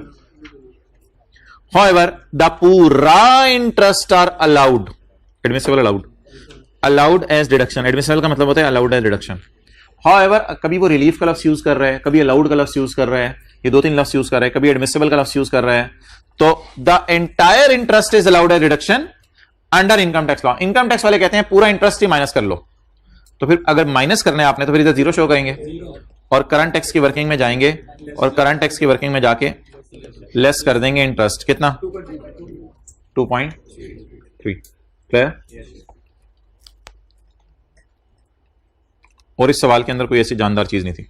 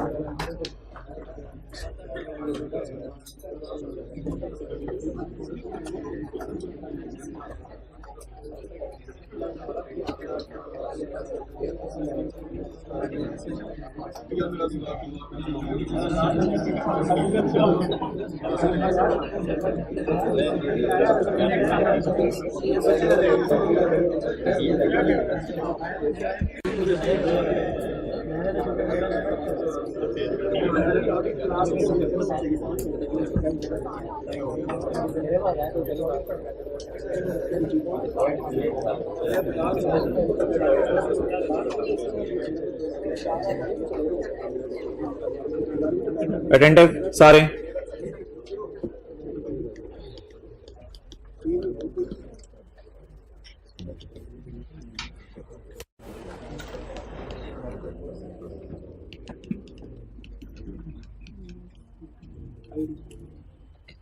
एंट्रीज बताएं। लेसी की कितने से? ये क्वेश्चन है। अगली एंट्री बताएं। ओ भाईजान 200 की एंट्री नहीं होती। कौन बोल रहा है यार, खुदा के लिए खो। 200 की कौन सी एंट्री होती है? एलपी की तो एंट्री नहीं होती। किसकी एंट्री होती है? PV of. कोई बोला नहीं था लेकिन मैंने से जरा अच्छा 5 रुपए की एंट्री कैश क्रेडिट। सबस किताब बोली मेरी जरा सुनो। As per tax rules, as per सबस किताब बोली मेरी जरा सुनो। As per tax rules IDC is fully allowed. IDC को पूरा माइनस करो, छोड़ो पर एसर की कॉस्ट में ना डालो। चलें खत्म करें सवाल और कर देना करंट और डेफर्ड टैक्स की वर्किंग कर देना प्लीज, जल्दी करें। ये मैंने एंट्रीज किसके मुताबिक की हैं? ये मैंने एंट्रीज किसके मुताबिक की हैं? ओहो करंट टैक्स और डेफर्ड टैक्स की वर्किंग के सेट्स बना दो यार, हद होगी। पीबीटी बताऊं तुम्हें, ये एंट्रीज हैं। एंट्रीज किन रूल्स के मुताबिक हैं? और टैक्स रेट का क्या करना है? कुछ नहीं करना। सीए और टीवी बता दो जल्दी जल्दी जल्दी।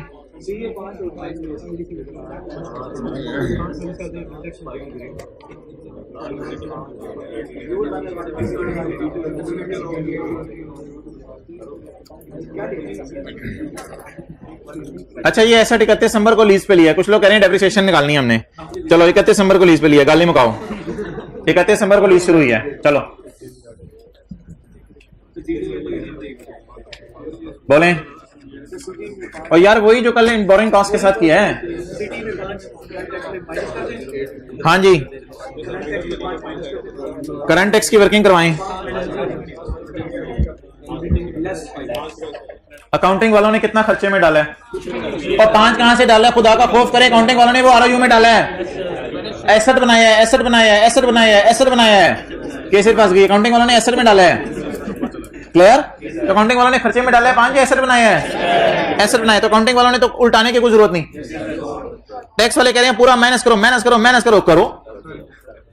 ये लेस हो गया 5। अब किसकी working? Carrying amount, tax base difference. अगर एसेट मैंने साल के एंड पे लीज पे लिया है तो फिर आरओयू तो 185 ही है ना, डेप्रिसिएशन तो चार्ज नहीं करनी है अभी फिर मैंने। तो आरओयू 185 क्योंकि अकाउंटिंग वालों ने तो एसेट की कॉस्ट में डाल दिया ना इसको, और अकाउंटिंग वालों ने इस 5 रुपए को लॉयर फीस को ऐसा ऐसा डेप्रिशिएट करना है। ऐसे ही ना आरओयू क्या होती है? Lawyer fees. और अकाउंटिंग वाले इसको ऐसा ऐसा डेप्रिशिएट करेंगे। लेकिन मैं डेप्रिशिएट क्यों नहीं करा आरओयू को? क्योंकि साल के आखिरी दिन मैंने एसेट लीज पे लिया है। आरओयू 185 और टैक्स बेस। खुदा के लिए कोई बोंगी ना मारिएगा। ये जो 180 बोला है ना उसको मैंने चपेड़े मारनी है। और भाईजान आरओयू तो एग्जिस्ट ही नहीं करता। अगर आपको ज्यादा मसला है ना तो 180 और 5 को अलग अलग लिख देता हूं। ROU तो मैं ऑलरेडी आपको बता चुका हूं कि इसकी टैक्स बेस 0 होती है, कल के होमवर्क में भी आपने 0 लिखी है। और 5 रुपए की टैक्स बेस में आज बता रहा हूं 0 है, क्योंकि टैक्स वाले 5 रुपए को इधर की बजाय इधर ले गए ना। तो आप बता दें 185 की टैक्स बेस क्या है? 0। समझ आ गई? नोट कर लें, क्वेश्चन भी नोट करना है।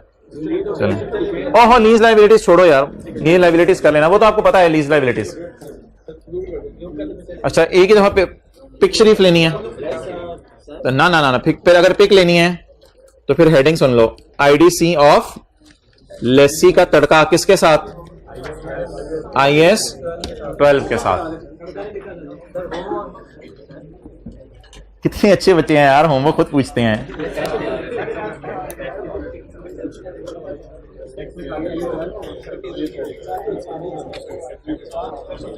भाईजान 185 में जो 5 पड़ा है उसको टैक्स वाले क्यों नहीं मान रहे एसेट? क्योंकि वो खर्चे में डाल रहे हैं ना। तो लिख लें IDC की बोरोइंग कॉस्ट के इंटरेस्ट की तरह ट्रीटमेंट है। IDC की बोरोइंग कॉस्ट के इंटरेस्ट की तरह ट्रीटमेंट है। राइट ऑफ यूज को तो वैसे ही नहीं मानते ना। IDC की बोरोइंग कॉस्ट के इंटरेस्ट की तरह ट्रीटमेंट है, उससे भी कोई फर्क नहीं पड़ता। टैक्स वाले फिर भी इसको लीज नहीं मानते।